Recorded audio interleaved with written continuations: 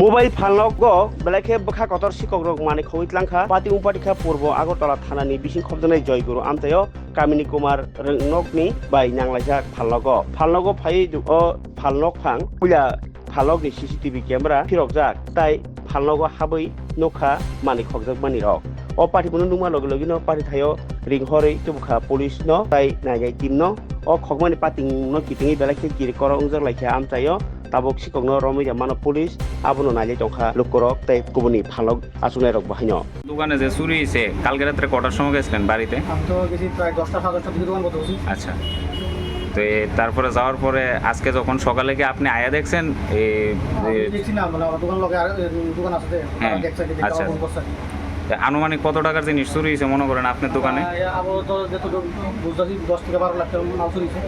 আচ্ছা, তো আপনার ওখানে মানে প্রশাসনের কাছে দাবিটা কিটা?